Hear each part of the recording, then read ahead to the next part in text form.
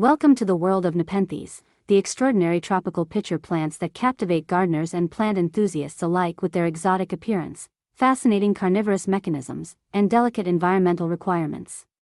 The care of Nepenthes is a delicate interplay of observation, patience, and an understanding of their natural habitat, which ranges from lowland tropical forests bathed in humid warmth to highland regions with cooler nights and misty mornings. Each species and hybrid carries its own subtle preferences, yet the principles of care remain rooted in replicating the balance of moisture, light, nutrients, and air circulation that these plants experience in the wild. Watering is the most fundamental aspect of Nepenthes care and the one that most often distinguishes a thriving plant from one in decline. Unlike many other houseplants, Nepenthes do not tolerate standing water, nor should they be allowed to dry out completely. The quality of water is paramount. Rainwater or distilled water is ideal, as tap water often contains minerals and salts that can accumulate in the soil and damage the roots or reduce the plant's ability to absorb nutrients. The soil of a Nepenthes must remain consistently moist but never soggy. A practical method is to water thoroughly, allowing excess water to drain freely from the pot, and then wait until the surface begins to feel slightly dry before the next watering. Observation is key. The plant will often signal through drooping pitchers or slow growth if water levels are inappropriate. Some enthusiasts prefer a tray system, where the pot sits in a shallow tray of water, allowing the plant to absorb moisture gradually.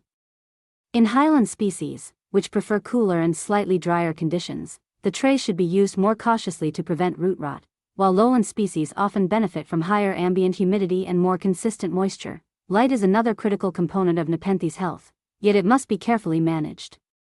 These plants flourish in bright, indirect light rather than the harsh, direct sun that can scorch their delicate leaves. A north-facing window with plenty of reflected light or filtered sunlight through sheer curtains can be ideal for indoor cultivation.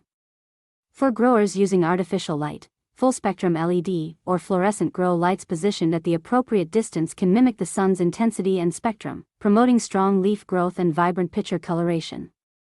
It is important to note that insufficient light results in long, weak leaves and poorly formed pitchers, while excessive light can lead to leaf burn and desiccation of pitchers.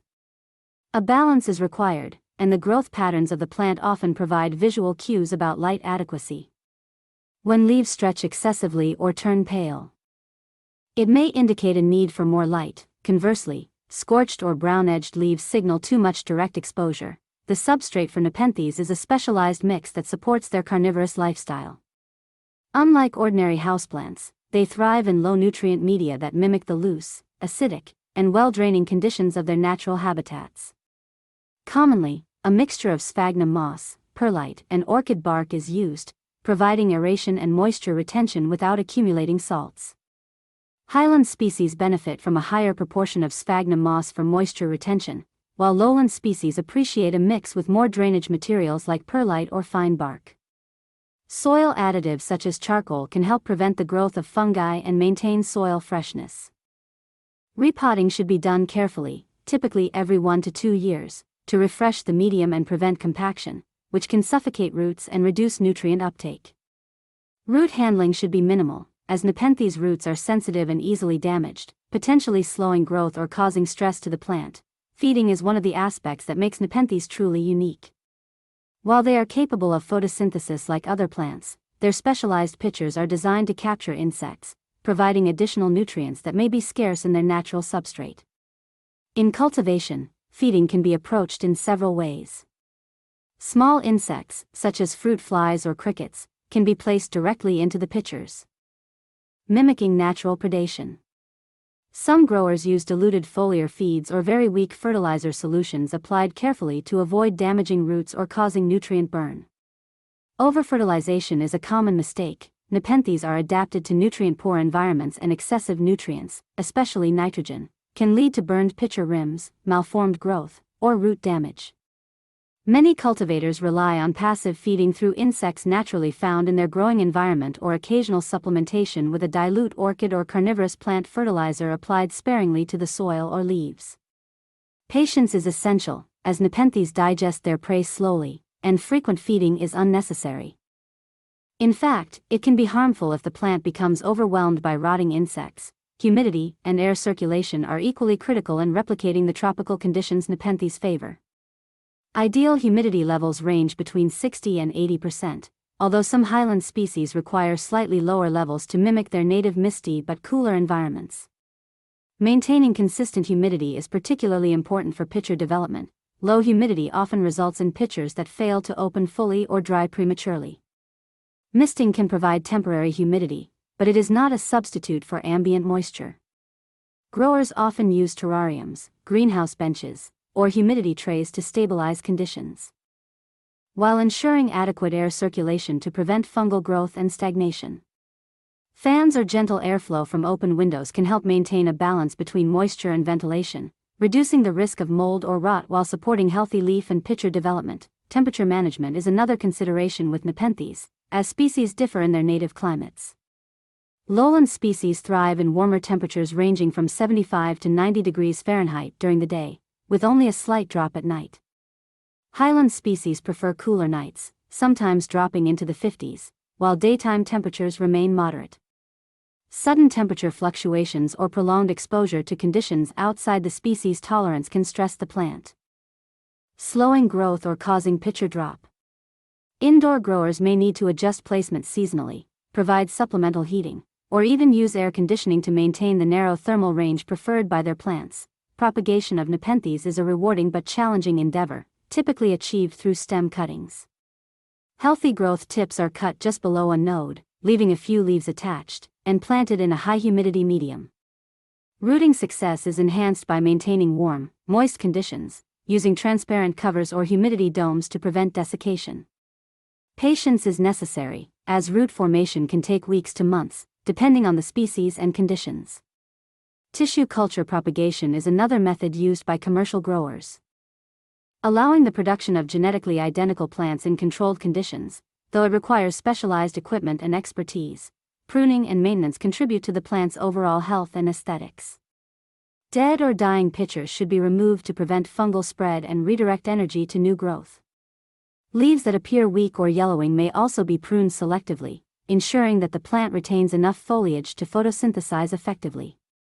Care must be taken to avoid damaging new growth points, as Nepenthes grow from apical shoots that can be easily harmed. Supporting climbing species with stakes or trellises helps them mimic their natural vining habit, promoting fuller growth and more vibrant pitchers. Pest management is a practical concern for any Nepenthes grower. While generally resilient to large infestations, these plants can occasionally be affected by aphids, mealybugs, or spider mites. Inspections should be frequent, and infestations treated promptly with safe methods that do not introduce harmful chemicals.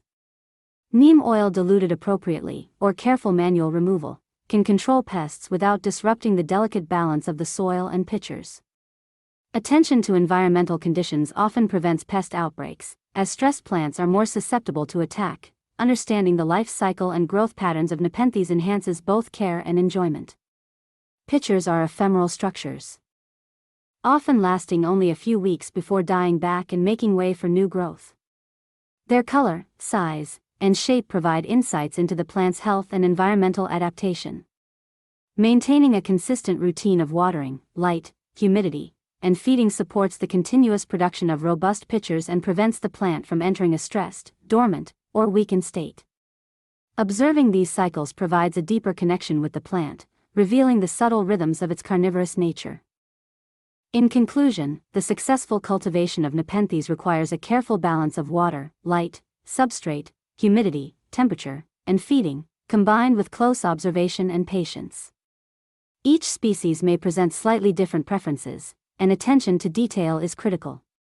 By providing a stable environment that mirrors the plant's native habitat, maintaining proper moisture without overwatering, ensuring bright yet indirect light, supplying low-nutrient, well-draining soil, offering occasional prey or diluted fertilizer, and monitoring for pests or fungal issues, growers can enjoy the unparalleled beauty of these exotic carnivorous plants.